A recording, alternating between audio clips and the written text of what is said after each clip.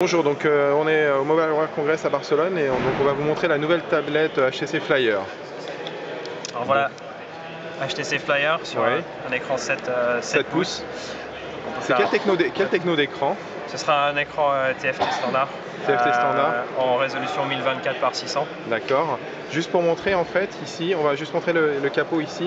Là, donc c'est là qu'on mettra la carte SIM et la carte mémoire. Voilà, donc ça c'est la caméra à l'arrière. Donc effectivement, carte SIM et carte micro SD seront disponibles. Donc, la tablette sera disponible avec une mémoire interne de 32 Go.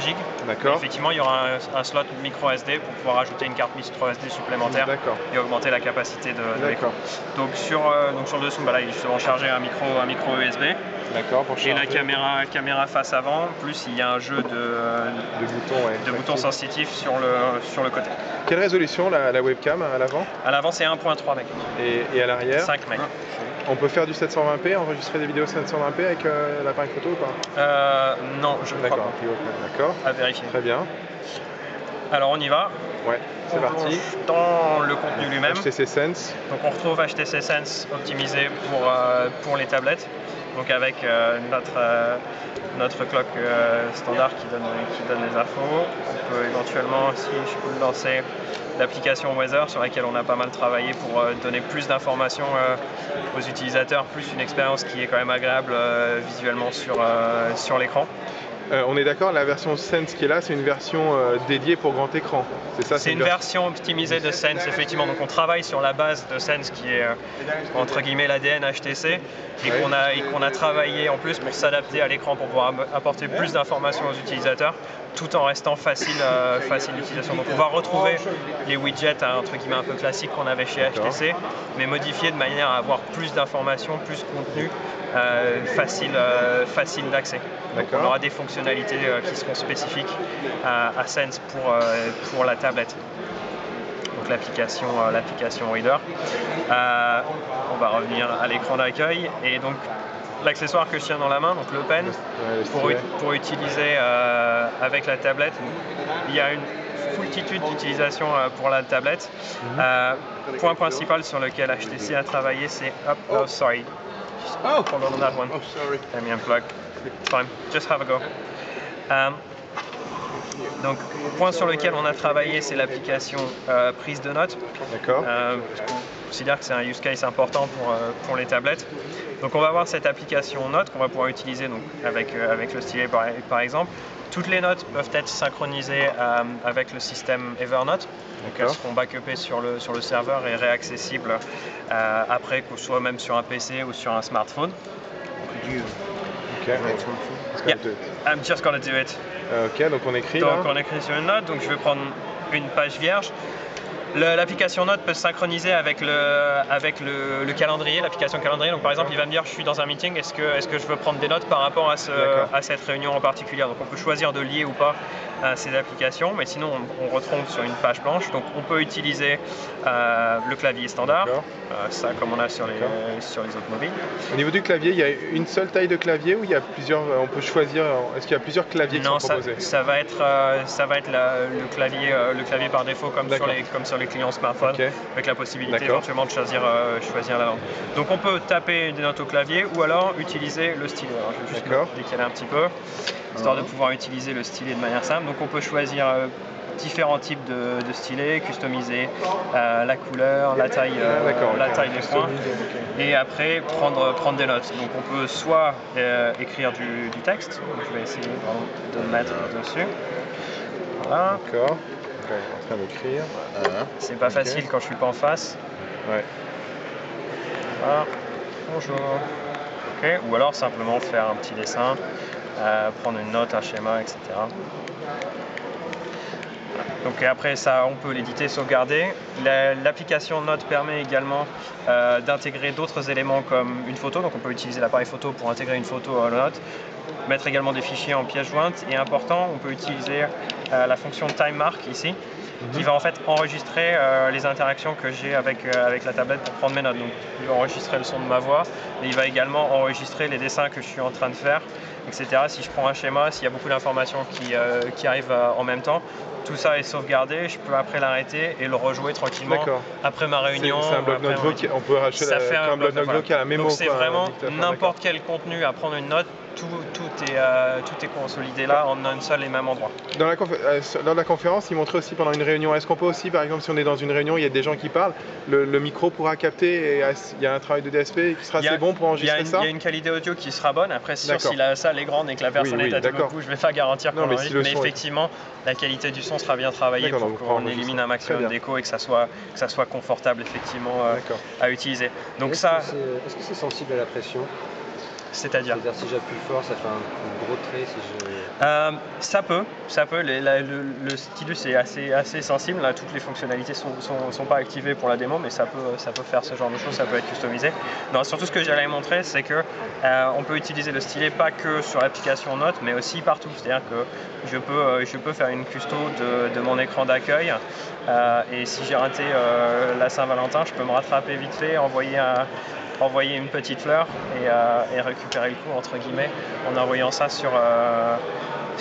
par email ou sur Facebook ou tout autre réseau social. Et ça fonctionne donc partout dans l'interface, ce qui peut être très pratique par exemple si je suis sur un site web et qu'il y a un article qui me plaît.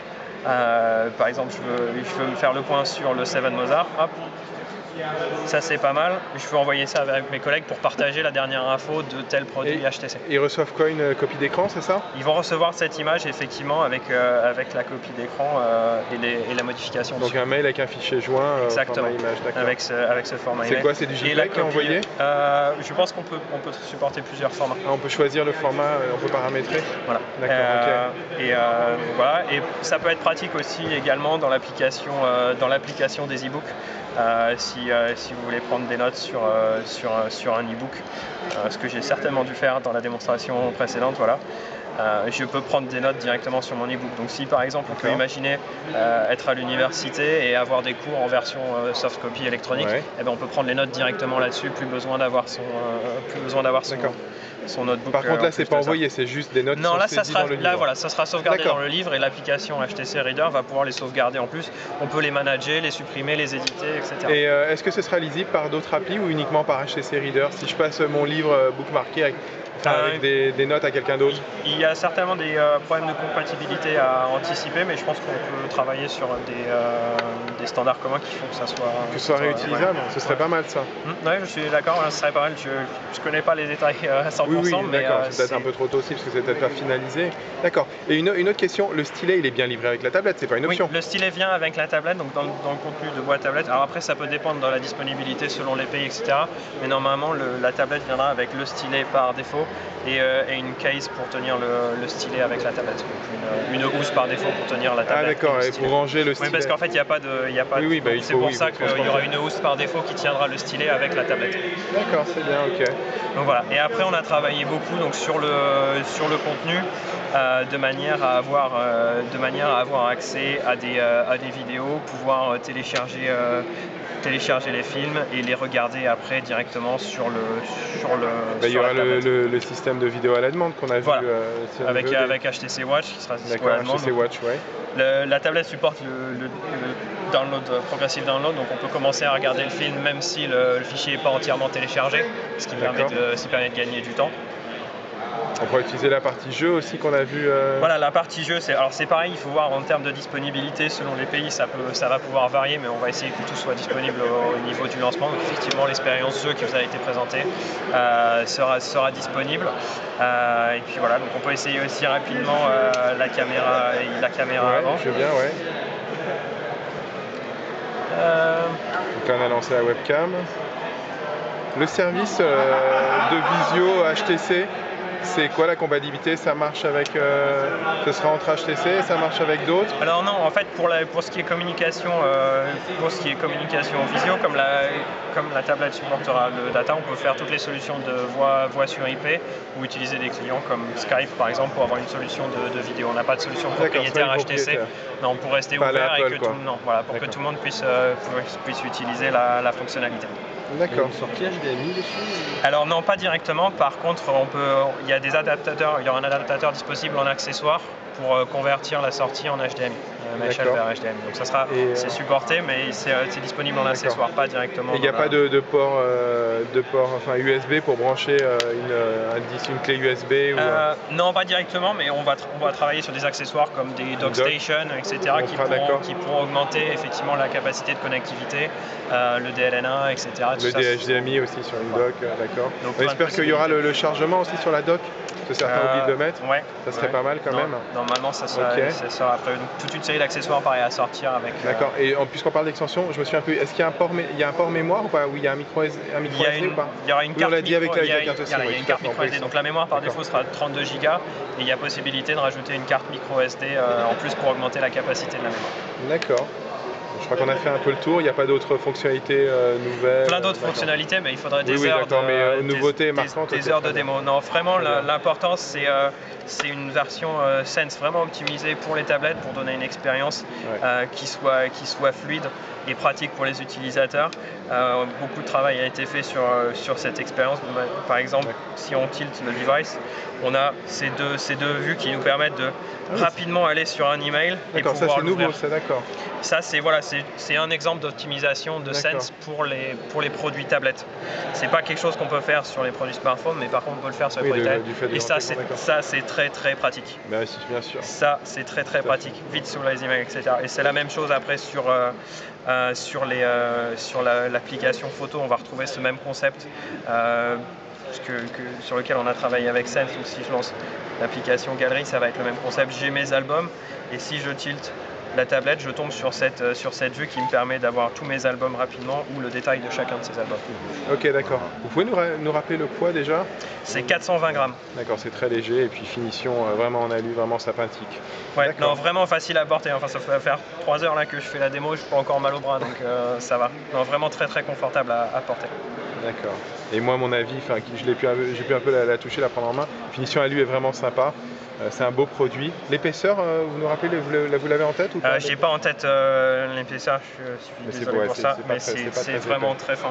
C'est très fin avec les contours sur le côté, c'est facile à tenir. D'accord. Ah oui, on va juste parler aussi un peu des boutons. Vous pouvez nous montrer les boutons qui tournent ou pas, la rotation des boutons tactiles? Donc on va avoir 2 jeux de boutons tactiles pour la position en mode portrait. Voilà, en bas. Donc pareil, retour à la home, menu, retour et l'activation du mode avec le stylus.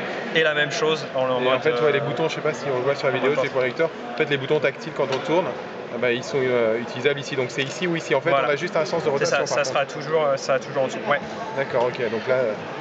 De manière à avoir la caméra vers le haut après quand on est en. Oui, c'est vrai. Donc c'est pour ça. Quand on est en format paysage. Voilà. D'accord, très bien. Merci beaucoup pour toutes ces infos. Et si vous voulez en savoir plus, je vous invite à nous retrouver sur gpsindco.com, www.gpsindco.com.